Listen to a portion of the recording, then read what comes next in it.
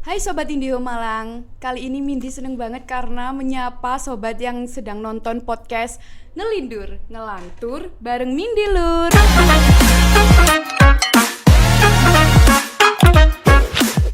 Sobat di rumah pasti kalian kalau lagi scroll TikTok kemudian lihat rekomendasi kafe, rekomendasi tempat hidden gem atau instagramable di kota Malang tuh pasti gak asing kan dengan opening video yang kayak gini.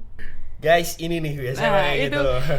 Itu sering banget kan kita denger kayak gitu. Nah, siapa lagi kalau bukan dari video TikTok Kak Nixon Farel. Ya bener Kak. Ini username TikToknya Nixon Sky. Nixonski. Nixon. Nixonzsky. Oh, bacanya Nixonski ya. Nixonski. Halo Kak Nixon, gimana nih kabarnya? Alhamdulillah baik-baik. Sehat-sehat ya Kak ya. Sehat-sehat. Sebelumnya terima kasih nih buat Kak Nixon sudah menyempatkan hadir di podcast Indihome Telkom Malang. Nah, yang kami tahu Kak Nixon ini kan sebagai food vlogger dan juga konten kreator TikTok. Selain jadi konten kreator, kira-kira apa sih kesibukannya sekarang Kak kalau boleh tahu? Kalau selain konten kreator, sekarang aku juga lagi ngedevelop satu media juga sih. Media kuliner juga namanya Malang Kali Ini. Itu ada di TikTok dan Instagram. Terus habis itu ada lagi namanya MKI Creators Network. Itu jadi semacam talent agency gitu sih. Jadi kita menyalurkan key opinion leader atau influencer ke para brand-brand gitu. Tapi yang di MKI Creator Network itu ini emang influencer-influencer yang punya kapabilitas sih seperti itu. Oh, boleh keren-keren. Kalau boleh tahu yang kuliner itu berarti gimana Kak? Apa masarin UMKM atau gimana? Oh iya, sebenarnya gini sih, kalau semisal di Nixonski ini kan akun yang emang luas banget. Di situ aku pengen kontenku luas banget sampai aku tuh saking luasnya pernah sampai masuk ke skincare, ke cuci mobil bahkan itu pernah. Dan cuman kalau yang media Malang Kali ini memang aku pengen develop ke arah ya udah yang ada di Malang aja dulu. Everything di Malang, cuman lingkupnya lebih ke arah kuliner dan kafe dan pengemasannya pun beda. Kalau di Nixonski aku selalu berusaha untuk storytelling, misal ya udah mirip vlog lah.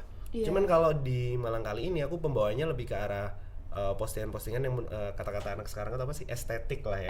Estetik dan enak gitu lah ngelihatnya. Gitu sih. Keren. Gitu Kemudian sih. yang kedua itu agensi talent-talent yang udah di mungkin di filter seperti itu gimana Kak? Maksudnya mereka juga diarahkan menjadi konten kreator juga atau Oke, jadi kalau itu sih sebenarnya yang MK Creators Network ini adalah ya network perkumpulannya konten kreator awalnya. Jadi di sini kita ngumpul bareng-bareng.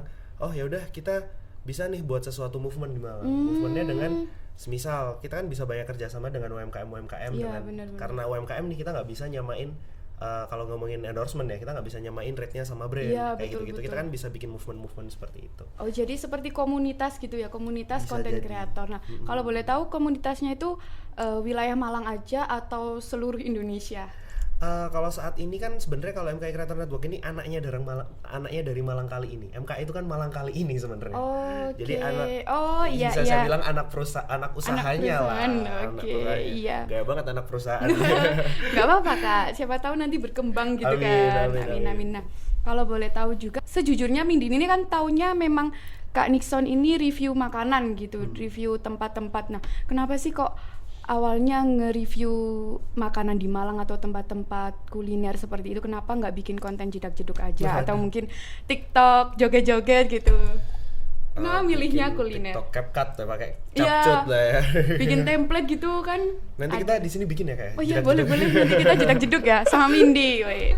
Enggak, sebenarnya gini, kalau dulu food itu awalnya aku tuh kontennya sebenarnya tentang Malang sih Kak. Maksudnya Malang tuh jadi dulu kan aku kan masuk ini di 2019 akhir atau 2020 awal.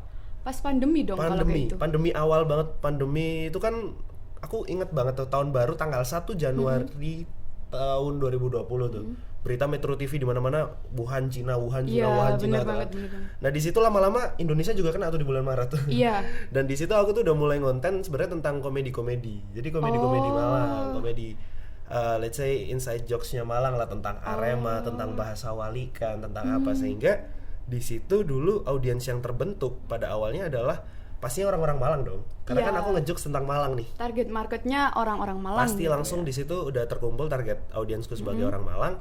Dan kebetulan saat itu aku lagi kerja di salah satu kafe. Oh, Di jadi salah satu kafe di Kota Malang. itu kalau boleh tahu sebagai Sebagai dulu itu event manajernya. Oh, Jadi pantes. di sebuah kafe itu ada kafe yang emang dia nyelenggarain event tiap minggu, tiap bulan ada renewalnya event gitu loh. Dan itu waktu pandemi kan otomatis gak bisa jalan kan kerjaanku, divisiku nggak ngapa-ngapain dong. Oh, jadi tiba-tiba ada ide gitu ya. Dan akhirnya kenapa sih nggak aku ngonten sendiri, karena kan masuknya tetap ke sub marketingnya kan aku. Iya. Jadi ya udahlah kita bikin inilah, ya udah aku ngonten aja kan aku udah punya modal followers yang tadi Iya, nih. dari yang komedi tadi. Dari yang komedi berarti. tadi. Oh, berarti awalnya yang review food atau menjadi food vlogger itu ngontenin kafenya atau kafe orang lain?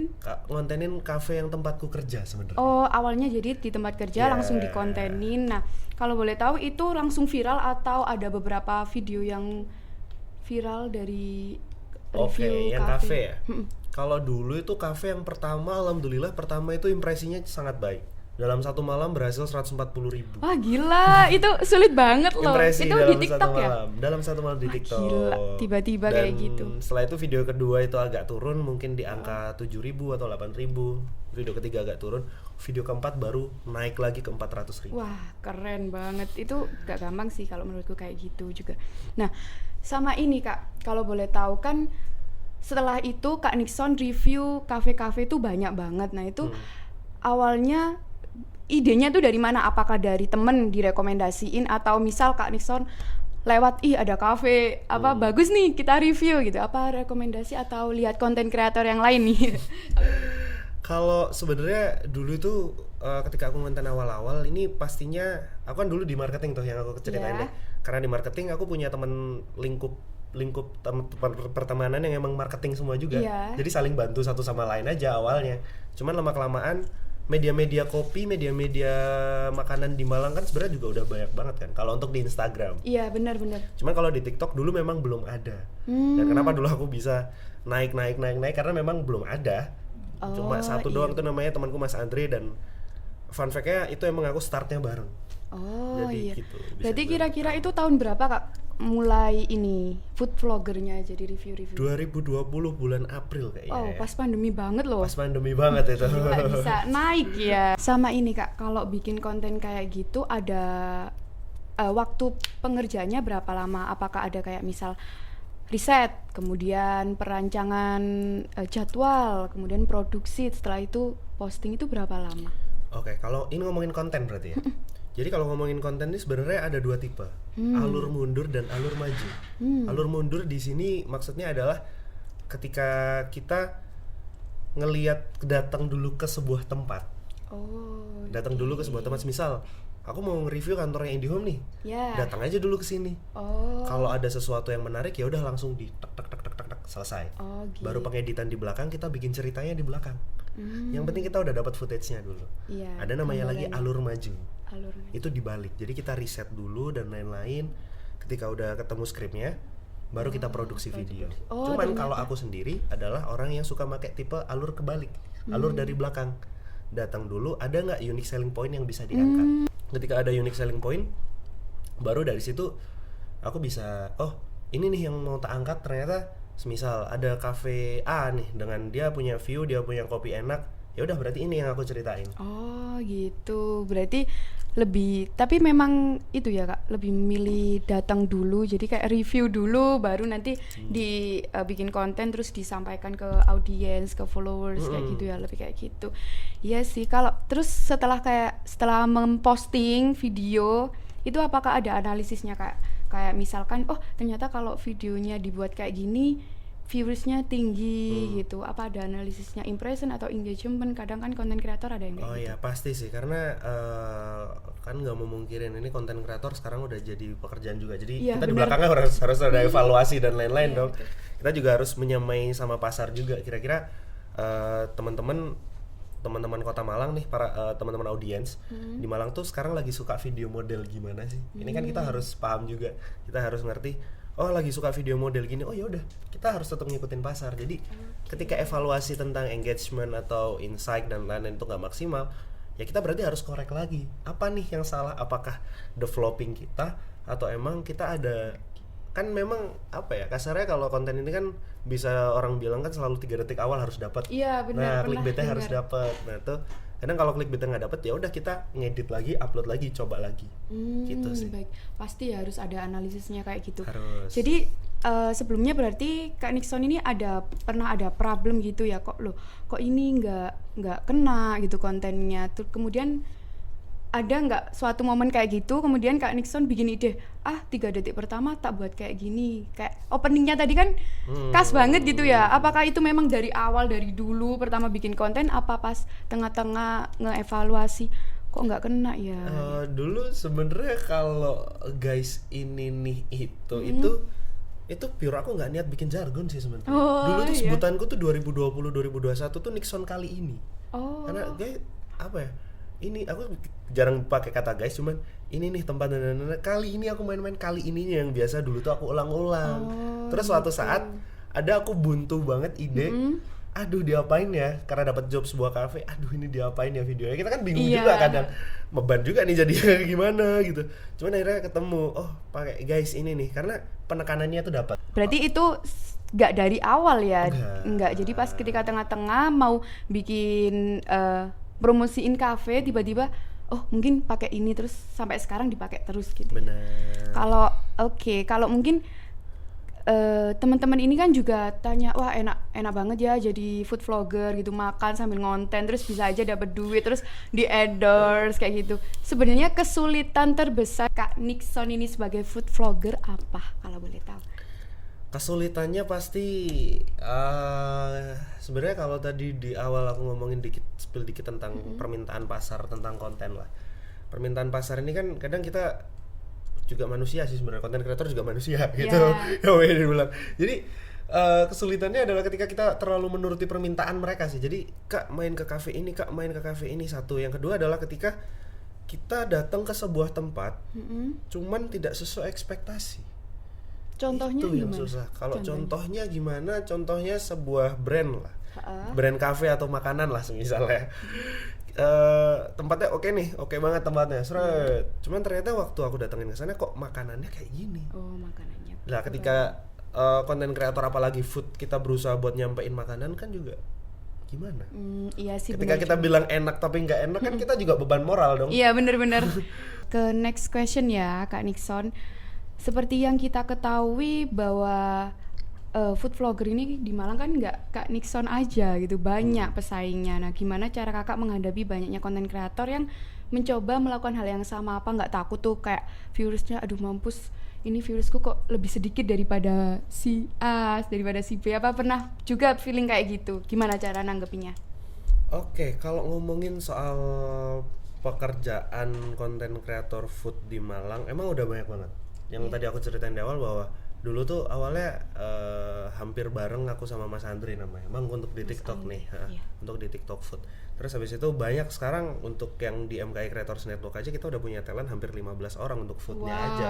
Keren. Untuk foodnya aja, untuk makanan doang itu segitu. Belum lagi yang lain kayak otomotif tuh masih ada dan lain-lain juga masih ada. Tapi kalau untuk cara menghadapinya, kalau aku sih menurutku adalah dengan aku nggak pernah merasa untuk tersaingi sih. Jadi kayak pertama kalau ngomongin soal rezeki, ya udah rezeki dari Tuhan lah menurutku. Nggak bakal aku mau berusaha semaksimal apapun, kalau udah rezekinya segitu ya udah, ngapain juga kita harus ngambil haknya orang ketika ada orang lain yang mau endorse si A misal, ya udah endorse aja. Aku bahkan bakalan lebih, ini lo kontaknya mau tak kasih atau enggak, kalau aku selalu kayak gitu karena ya apa ya, sebenarnya persaingan kreatif itu bakalan ada, pasti ada. Cuman gimana caranya kita lebih sehat aja sih dalam persaingan. Jadi udah bukan eranya sih, bukan buat kompetisi kalau menurutku. Eranya buat kolaborasi sekarang. Kolaborasi, saling mendukung kayak saling gitu. mendukung satu sama lain. Soalnya sekalinya kita sikut-sikutan itu bakalan jadi budaya banget. Budaya buat nanti konten kreator yang baru, dia akan selalu sikut-sikutan terus sampai. Iya, benar-benar. Ya sampai kapan? Malang mau dibawa kemana nih konten kreatornya kalau kayak gitu? Nggak bisa berkembang ya kalau Nggak bisa. harus kayak gitu. Kita harus selalu berkolaborasi dan ya minimal saling ngerti lah satu sama lain, kira-kira apa sih yang bisa dikolaborasiin, apa sih kira-kira kita bisa collabs dalam gimana nih, itu harus punya kesadaran itu sih. Nah bener banget nih guys, kalian tuh harus dengerin ya kayak gitu. Gak boleh bersaing-saing gitu, gak apa-apa bersaing tapi secara sehat dan saling mendukung. Kayak tadi bahasa halusnya mungkin kolaborasi gitu ya. Nah oh iya Kak, kalau boleh tahu di Malang ini ngomongin konten kreator ada nggak sih circle lah kalau yang Mindy tahu kan di TikTok tuh ada circle. Kalau yang di Jakarta yang kayak kemarin viral tuh ada circle A, B, C, D kayak gitu. Di Malang ada nggak sih? Simply kalau untuk Malang ya, kita ngomongin Malang lokal dulu ya. Aku nggak ngomongin daerah-daerah lain karena aku bukan ada di daerah lain, aku kurang ada di tahu Malang. juga ya. Kalau di Malang sih sesuai yang tadi tak bilang sih, untuk circle menurutku yaudah kita luas aja gitu. Aku sih kalau aku pribadi ya, ini jawaban dari aku pribadi, aku tuh lebih suka buat kenal banyak orang. Jadi ketika aku kenal banyak orang, aku punya a lot of connection, aku punya koneksi yang banyak banget, aku bisa apa ya kasarannya ya, bisa dapat pengalaman baru, insight baru, omongan baru dan lain-lain. Jadi ya itu ketika misal dengan tidak saling bersirkel satu sama lain itu lebih menguntungkan ya, buat aku kenapa enggak. Cuman kalau di Malang ada atau enggak, yang setauku dulu pernah ada, cuman sekarang udah enggak terlalu inilah karena udah pastinya juga banyak hal-hal yang merepotkan konten kreatornya sendiri gitu. Maksudnya kerjaannya juga udah mulai banyak dan lain-lain. Kalau circle sih sebenarnya bukan circle sih, kita cuma ngumpul santai sharing ngopi gitu doang. Cuman kalau untuk kita konten kreator yuk ngumpul enggak pernah. Enggak pernah. Jadi misalkan ada konten kreator baru terus mau join sama Kak Nixon dipersilahkan, gitu, silakan DM ngajak aku ngopi selama aku free, yuk gas. Kalau aku gitu. Oh boleh. Berarti Mindy ini boleh ya Kak? Soalnya Mindy mau jadi konten kreator juga sih. boleh. Oke, keren banget sih. Oke, baik, berhubung Mindy juga mau jadi konten kreator apalagi food vlogger gitu ya Kak. Oke. Nggak apa-apa mau ikut ini kolaborasi sama Kak Nixon nantinya. Boleh. Ya kan guys gitu. Nah, Mindy mau dong tips-tipsnya jadi konten kreator khususnya di food vlogger. Kira-kira apa sih? Apakah ada skill yang harus dimiliki? Kira-kira toolsnya apa aja yang biasanya dipakai yang ringan untuk pemula lah Kak. Biar nanti sobat-sobat juga mau join jadi konten kreator. Apalagi di food vlogger itu tadi. Kalau skillnya sih cuma satu sih, pede ya. Itu doang. Selama kita pede, sebenarnya kalau menurutku selama ini ya, ketika aku ngurusin di digital marketing lah, di mana, kuncinya tuh cuma satu. Ketika aku pede mengemukakan sebuah konsep atau ketika aku paham dengan apa yang akan aku kasih ini dalam pekerjaanku, ya aku pasti, ya kerjaan itu pasti selesai. Pokoknya intinya pede aja dulu dalam menghadapi semua hal, termasuk konten kreator. Kalau kita udah nggak pede mau ngomong di depan kamera, kita mau ngisi voice over aja kita udah nggak pede ya nggak bakal pede gitu sih. Jadi lebih santai, lebih pede, lebih kalem aja kalau menurutku gitu. Kalau untuk tools selama ini aku tuh udah nyoba bahkan pakai kamera mirrorless. Aku punya kamera mirrorless di rumah yang nggak tak pakai. Kenapa? Tak kira memang take dengan kamera itu akan sangat menyenangkan dan hasilnya lebih proper. Hasilnya memang lebih proper, tapi gak simple. Jadi lebih simple kalau kalian toolsnya tuh pakai handphone aja udah. Pakai handphone udah paling bener sih kalau menurutku. Iya bener banget. Apapun handphonenya ya udah bisa lah. Terus habis itu kalau untuk editnya mungkin nggak usah belajar ngedit yang nyeleneh dulu lah pakai VN dan lain-lain. Kita ngeditnya di dalam TikTok dulu aja. Karena kan belajar. Iya. Dulu aku juga pakai TikTok doang untuk ngeditnya. Jadi kayak teks yang kotak-kotak tuh, tahu gak sih? Iya tahu. Teks saya kayak gitu dan lama kelamaan sekarang ya karena jam terbang juga sih. Akhirnya udah kenal yang namanya VN, CapCut, Premiere dan lain-lain. Jadi nanti Mindy minta ajarin juga dong Kak. Waduh, boleh. Bikin ini. Kayaknya bagus gitu cara pengambilan fotonya. Itu penting nggak sih Kak? Cari cara pengambilan foto videonya di makanannya atau tempatnya kayak gitu. Itu penting banget nggak? Apakah ya udahlah ambil aja terus diedit, yang penting editnya jago? Apakah yang penting pengambilannya jago kemudian editnya ala kadarnya? Itu gimana? Kalau itu sih penting dua-duanya. Jadi gini, ketika ngambilnya nih sebenarnya food ini adalah sebuah objek. Kalau dalam fotografi sebuah objek yang harus kita kan kita kalau semisal dalam fotografi kan kita tuh selalu harus semisal nih dalam teh botol. Ketika kita ngefoto teh botol, informasi dalam sebuah teh botol ini harus jelas. Semisal aku di foto orang lagi minum teh botol, oh berarti ini minuman. Jadi kita bercerita melalui foto tanpa kita ngomong. Itu gambar atau objek visual yang bagus. Iya. Nah, dan makanan adalah salah satu yang kita paling susah untuk kita ngasih tahu. Namanya itu semiotika. Kita berbicara tanpa kata. Waduh, Wah, asik. Anak keren, filosofi keren. banget gue. Enggak. Wah, ilmu baru. Jadi di situ tuh kita harus ngasih tahu nih, oh ini soto, ada lengkuasnya, jahenya ada, rasa jahenya ada, dan lain-lain. Gimana cara kita ngasih tahu? Kalau nggak itu dimunculin dikit-dikit atau orang bakalan nggak? Ya itu makanya makanan itu termasuk tik yang paling susah. Bisa dibilang paling susah lah daripada mungkin ya emang beda-beda sih juga tiap fotografer. Cuman kalau menurutku selama ini ketika aku udah belajar buat ngefoto, belajar buat ngevideo, aku menemui kesusahan paling susah itu adalah di makanan karena angle-nya susah banget. Iya. Faktor lighting pengaruh banget, belum lagi kalau diam bayang lah dan lain-lain, kita tembak lighting dari sini bayang ke sini. Waduh, ini gimana, malah susah semua kan jadi ya. Gitu sih. Tapi kalau untuk faktor editing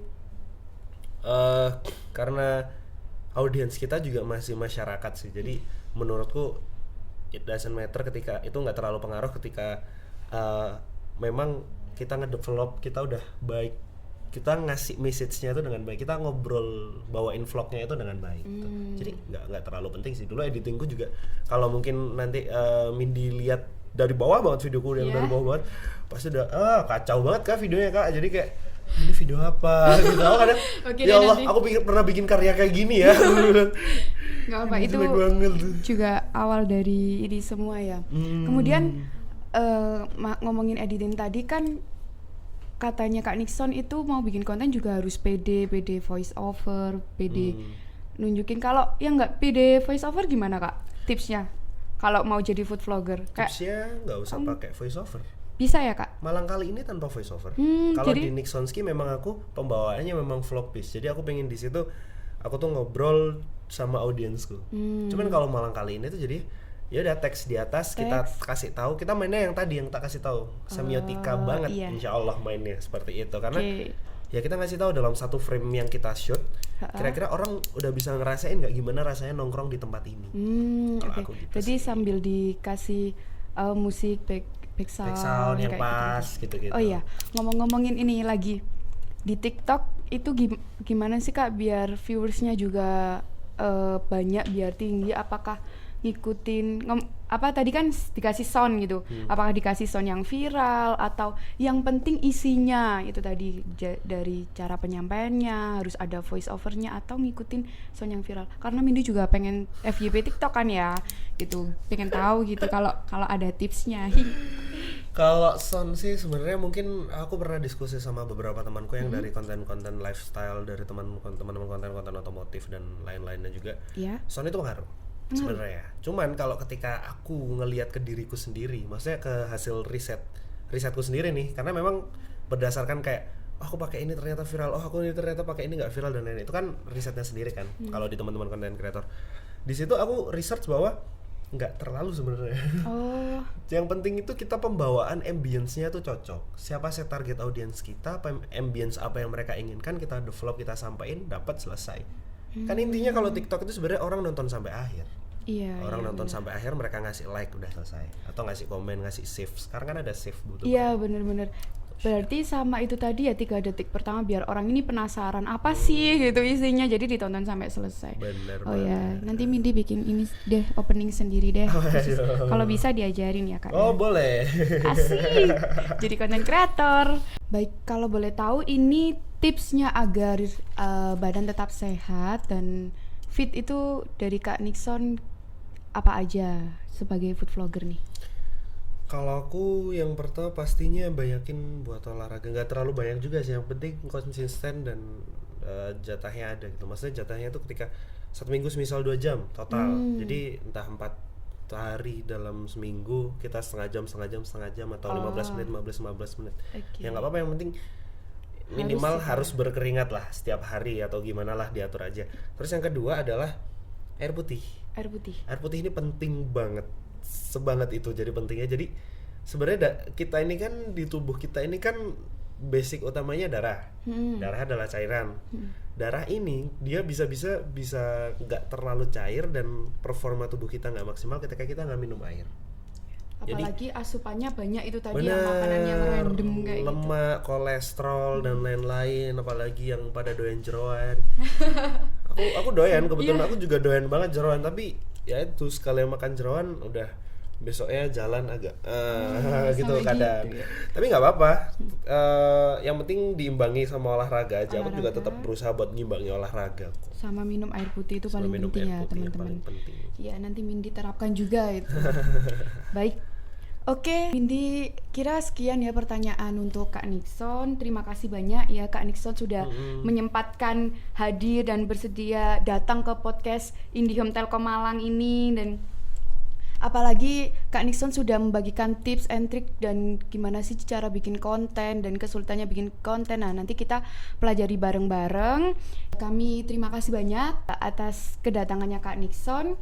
Saya kira terima kasih. Jangan lupa teman-teman ya, follow sosial media kami indihome.telkom Malang, baik itu TikTok, Facebook, nanti YouTube, itu semua follow. Dan jangan lupa follow sosial medianya Kak Nixon @Nixonski. Nixonski, nanti kita tulis ya di sini.